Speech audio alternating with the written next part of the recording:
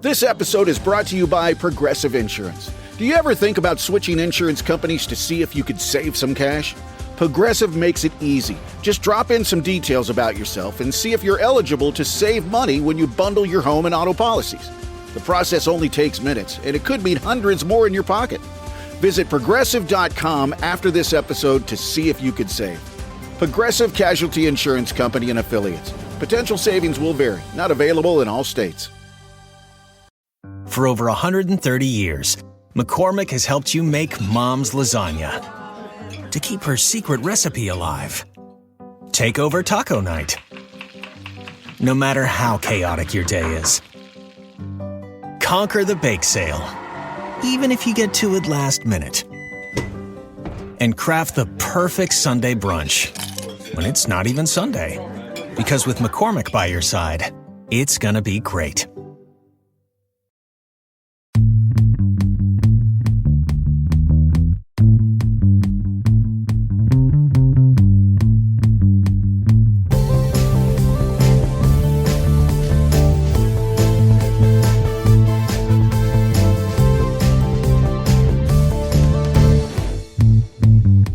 What's up, champs? Welcome to another episode of the Short Shifts Fantasy Hockey Podcast, brought to you by Keeping Karlsson. I'm your host, Jeremy Versillo, and joining me tonight, my pal and yours, Derrick. Derrick, good to have you on again. It's been a while since you and I have done a show together. Yeah, it's been a while, but always good to keep up with you in the chat and listen to your episodes here with the other Short Shifts hosts. Let's get to it. Let's make this another short one. Yeah, well, let's start off with some news from tonight. We found out during warmups that Evgeni Malkin is out with an upper body injury. That brings Anthony Beauvillier back in. I actually hadn't even realized Anthony Beauvillier wasn't playing anymore. I knew he was irrelevant. That's about all. Malkin's been a disappointment this year. Is this a potential cut if you don't have the IR space? It would depend on how deep your league is, for sure. I could definitely imagine some leagues being shallow enough where that could be the case. Thinking like a 10-team league with only 2 IR slots, something like that. In a cupful format where you have the 4 slots and offense is really a premium, you might still be keeping him. But, this is the kind of thing that was standard for quite a while with Malkin. And we've been blessed for, over 2 full seasons now of, healthy Malkin. But, it did have to end at some point, I guess. Yeah, he's getting a bit older too. I actually cut Malkin weeks and weeks ago in my 12-team categories league with plus minus. The plus minus is a killer with Malkin, and he just, as a center, was not doing very well. Cody Glass took his spot. I don't think that's relevant. You can cut me off if you think he is. If not, let's move to another star-end player. Tage Thompson has been playing hurt, which is why he's been on the wing lately.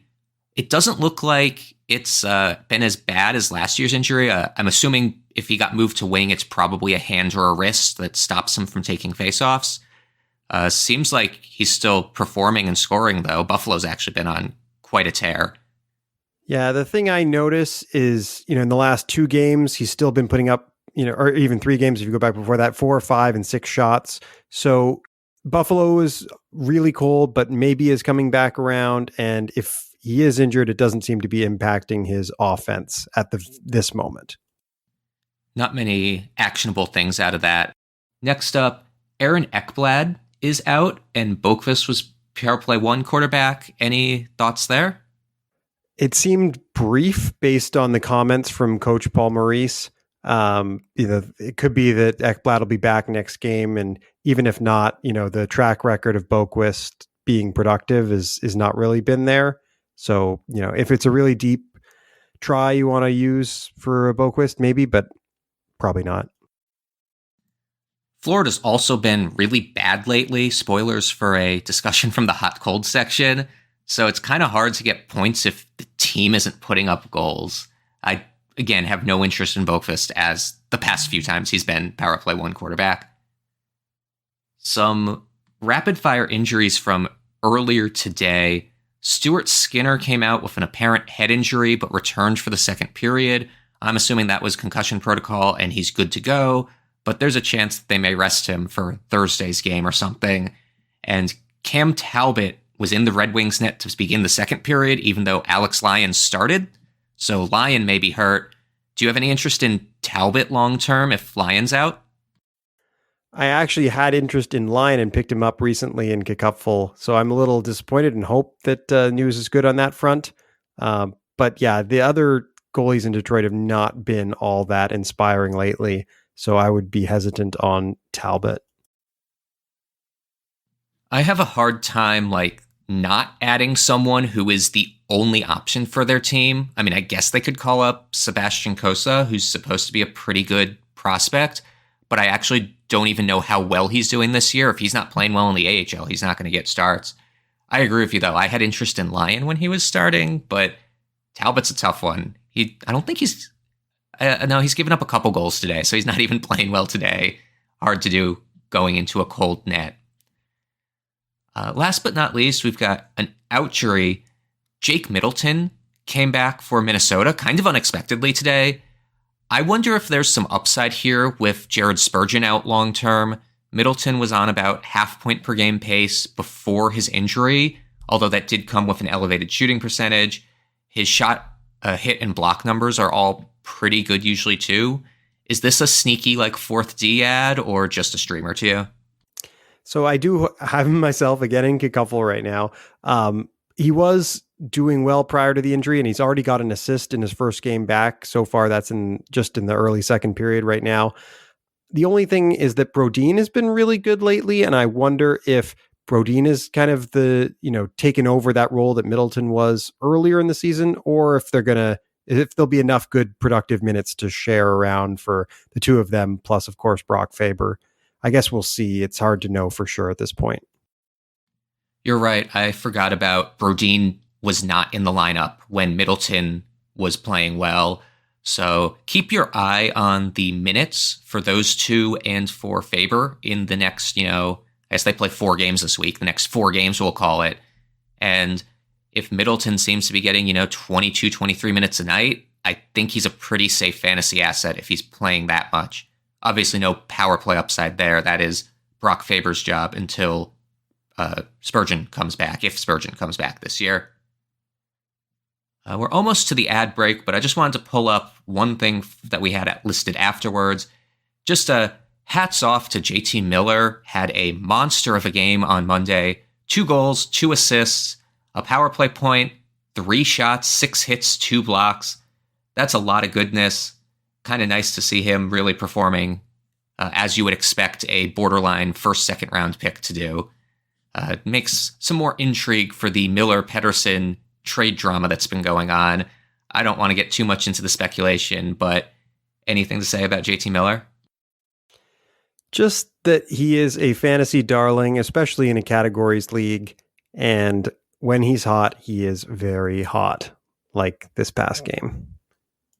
Well, let's hope that continues for Canucks fans and Miller owners everywhere.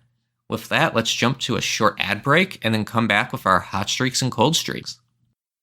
Playoffs? We're talking about playoffs? You bet we are. Get in on the action at DraftKings Sportsbook, an official sports betting partner of the NFL. Scoring touchdowns is the key to winning in the playoffs, and you can score big by betting on them at DraftKings, the #1 place to bet touchdowns. Ready to place your first bet? Try betting on something simple like a player to score 6. Go to the DraftKings Sportsbook app and make your pick.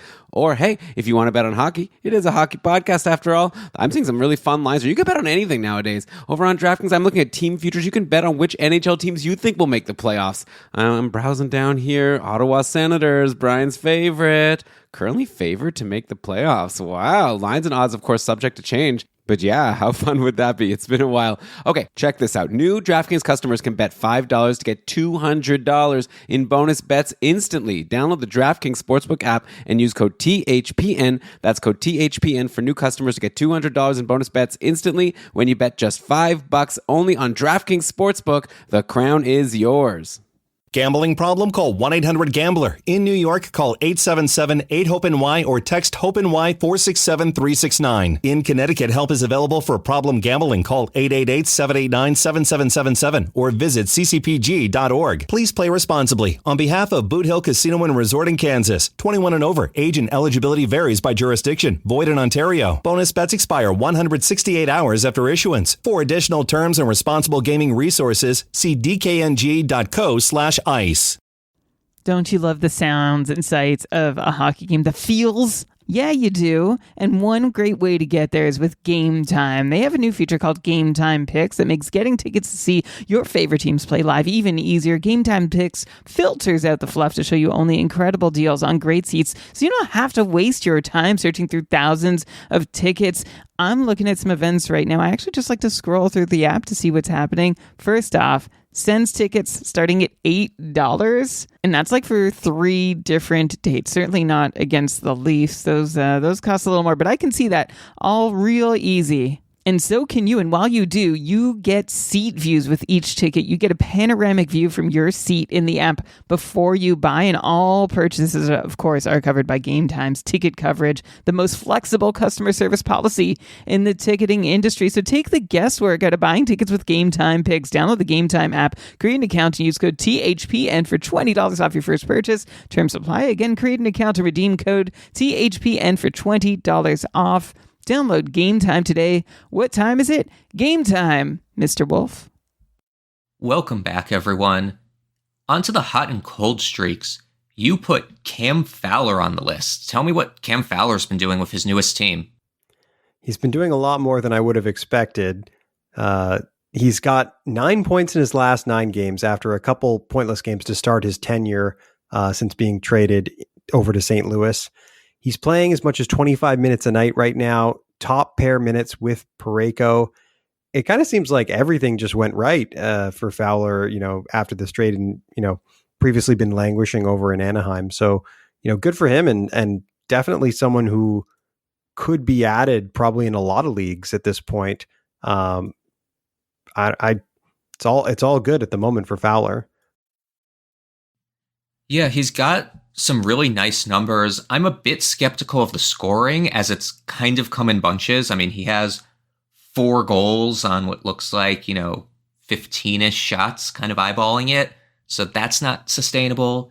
He also was on power play 1 for a handful of those games and is not anymore.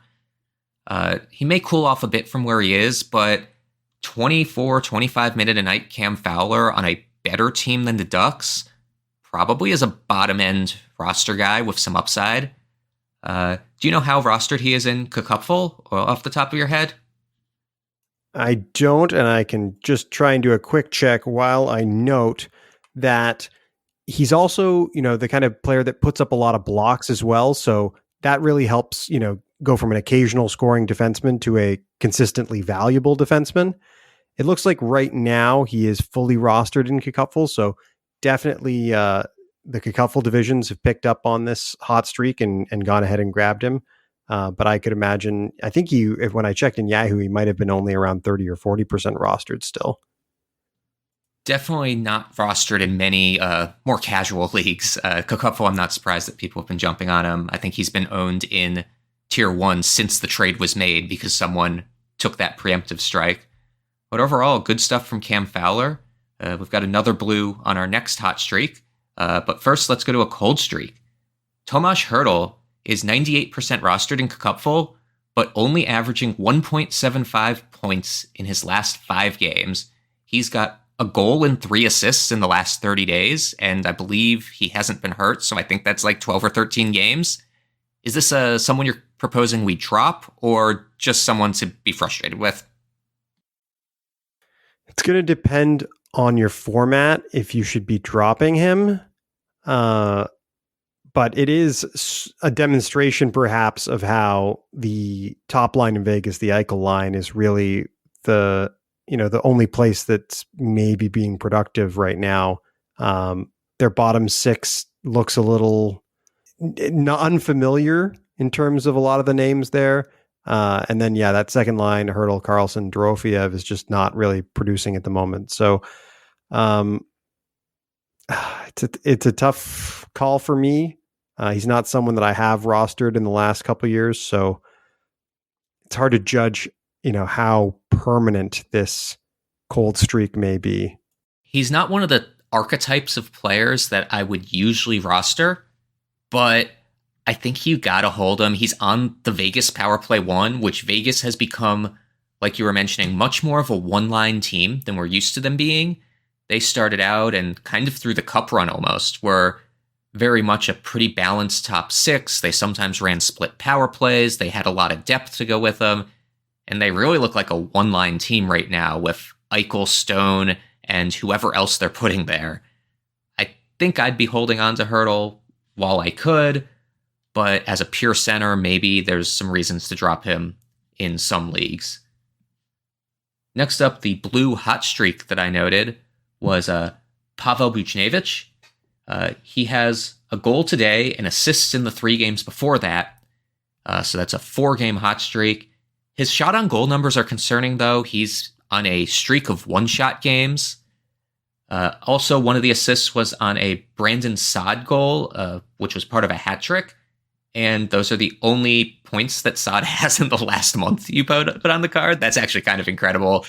He's been the coldest cold you could ever see, and then pots a hat trick randomly on a Friday night. So good for that. Good for you, Saad, but I can't say I have any confidence he's going to be continuing to be that hot. No, I do think he's playing on the top line right now, though, with Thomas and Buchnevich.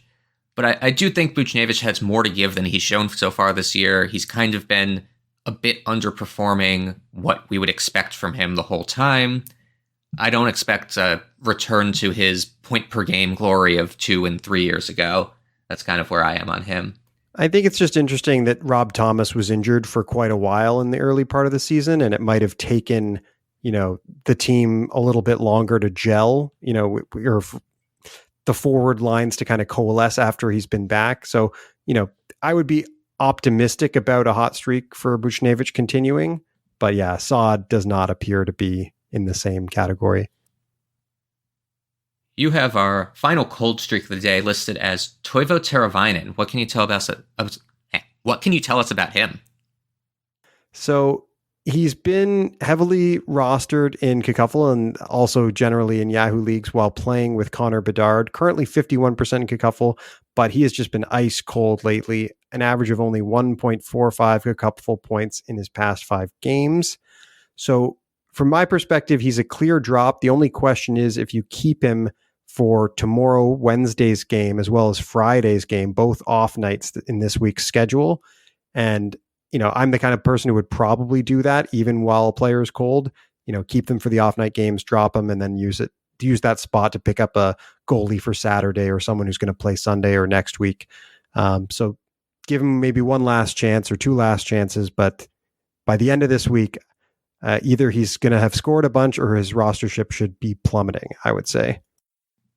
I'm with you there. I would definitely be keeping him for the off-night games, especially if you're in a tight matchup. He actually hasn't been playing with Connor Bedard for a while now, which probably is why he's cold. He's on that first power play, of course, but at even strength, he's playing down on the third line with Nazar and I think Reichel. Looks like they're trying to add a bit of balance and help out some of their rookies to the detriment of some of their veterans. 5 or 6 games ago, he had a streak. Starting 10 games ago, he had a streak of 3 points, 3 points, 2 points, 2 points, which made him look like a stud. I think that was all in the same fantasy week, and he absolutely obliterated some people. And since then, he's only got 2 points and a couple of shots. Never been a big hit or block guy, so I think it's kind of power play point or bust for Teravainen at this point. I'm definitely off that train after Friday. Last but not least, we've got a cold team to discuss. The Florida Panthers just have been awful lately. In addition to Ekblad being out, like we mentioned, and cold before he was out, Rodrigues and Bennett have a combined 1 point in the last 8 games. Reinhart has 1 point in the last 6. Tkachuk has the 1 point in the last 6. Barkov has 2 in the last 6. I think for Hagee, maybe like a point better than that.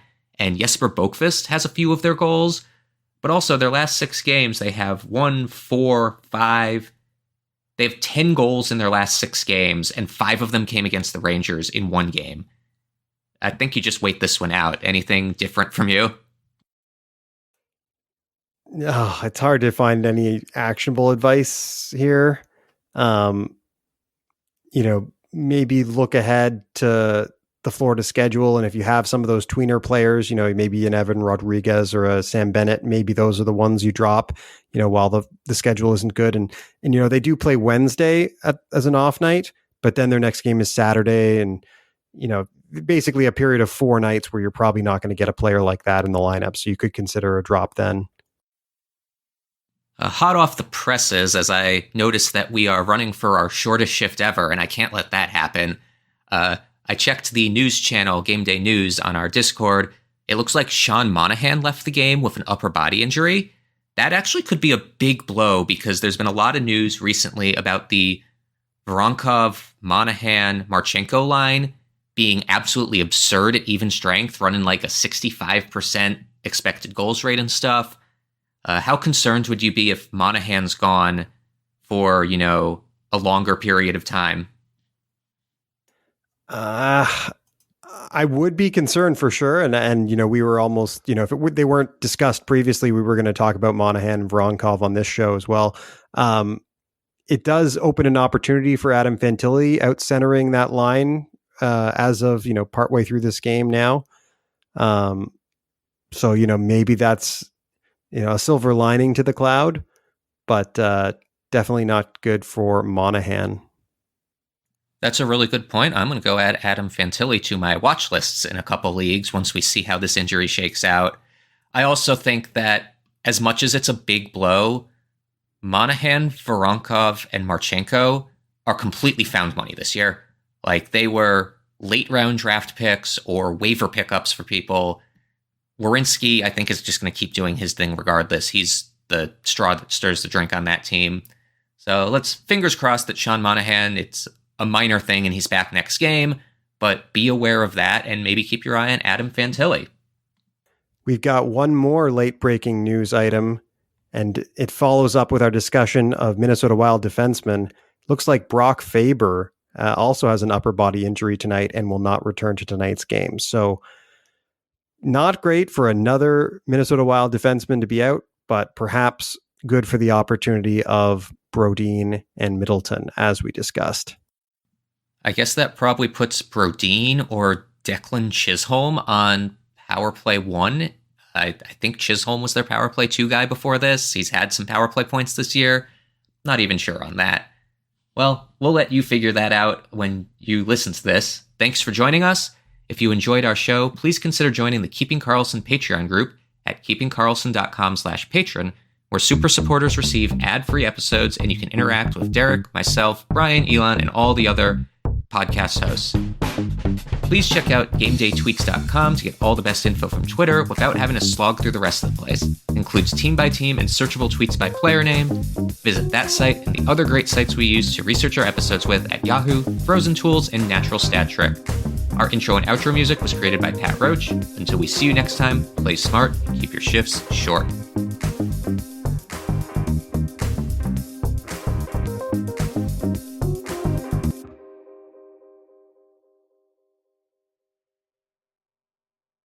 For over 130 years, McCormick has helped you make Mom's lasagna to keep her secret recipe alive. Take over taco night, no matter how chaotic your day is. Conquer the bake sale, even if you get to it last minute. And craft the perfect Sunday brunch when it's not even Sunday. Because with McCormick by your side, it's gonna be great.